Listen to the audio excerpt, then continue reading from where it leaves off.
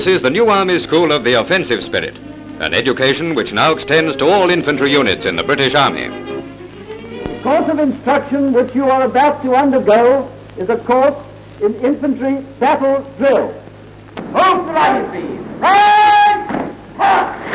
In the battle drill school, tough-minded young officers and NCOs are learning the lessons of war in exercises which closely resemble actual fighting, plus all the trimmings of live ammunition and the hardships of arduous physical endurance.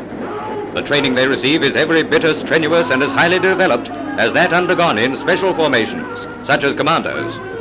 Later, these men will carry the lessons of this instructional course back to their units to extend the building of the toughest army in the world. Screaming sirens on attacking Blenheims, hurry bombers hurtling a few feet overhead. This is all part of an intensive body and mind-building course which turns theory into practice and produces fighting-fit soldiers. Fire on task 1. Hello, gunners. Infantry calling.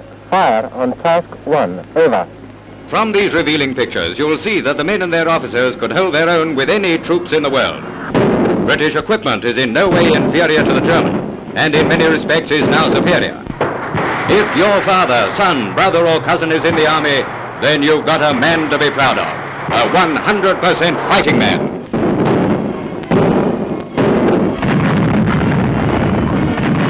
The old-style foot-slogging soldier is no more. In his place, the new highly trained, well-armed infantryman emerges on equal terms with the men who wear the shoulder flashes of the commandos, airborne and paratroops. The word infantryman might well be worn on a man's sleeve to denote the frontline soldier who is the backbone of the British Army.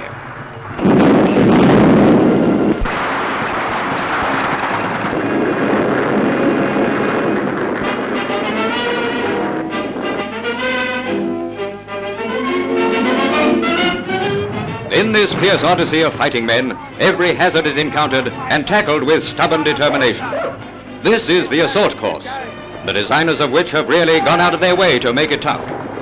An armpit-deep stream in Malayan-like undergrowth, splashing and wading through it while the muddy bed sucks at their waterlogged boots and sodden battle dress.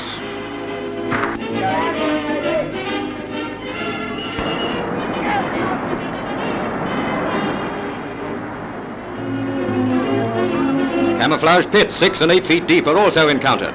A hit behind the ear with a sandbag, and while he's off his guard, down he goes. And now into a 20 yards long carpet of barbed wire suspended knee-high. Into it they go, while all the time grenades and rifle fire drive them on.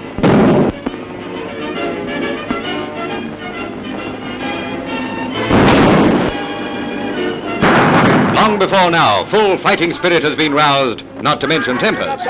Every obstacle in their path is assailed with determination. Wet through, scratched and torn, but going about the job as if the Jerrys or Japs are just around the corner.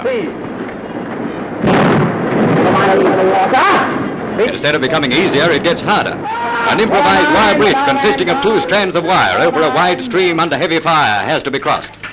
Tightrope walking, with every inch of the way feeling like a mile.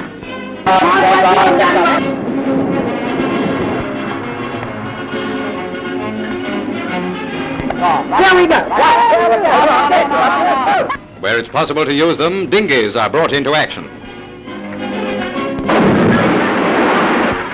Never knowing where the next column of water will shoot up, they paddle rapidly for the cover of the opposite bank.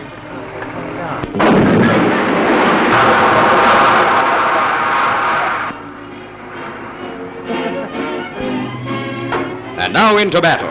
After a nightmare advance through scrub and bush, stream and mud, the final charge to come to grips with an enemy that has so far had it all his own way.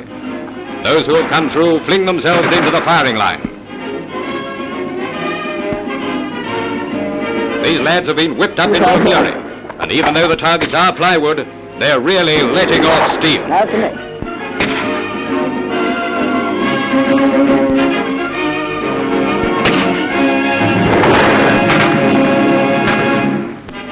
We now pass to a lecture on street fighting prior to operations.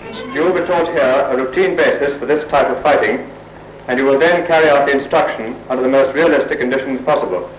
This diagram represents an area such as you will be called upon to clear later in the day.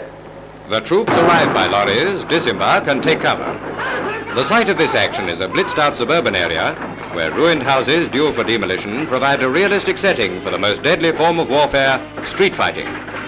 To this ghost town comes the rattle of rifle and Bren gun fire and the splintering crash of hand grenades as snipers and machine gun nests are hunted out.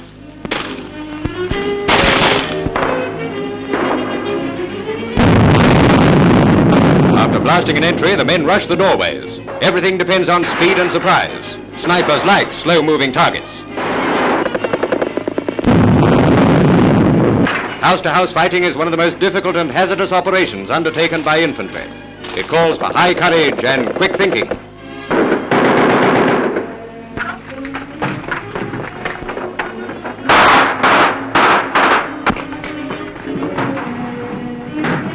From gaping holes which once were windows, snipers peer along their rifle sights, ready to pick off those scurrying figures or to exchange fire with a concealed marksman in another vantage point.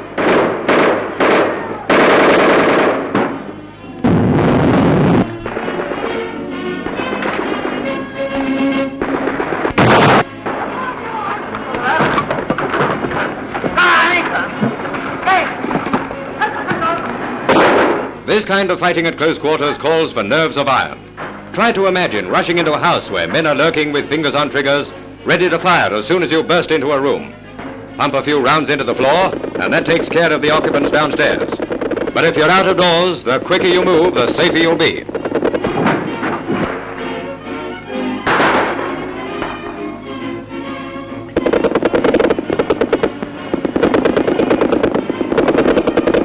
Technically speaking, this is known as the killing area, where the enemy, driven out of their hideouts, try to cross the street and are mown down.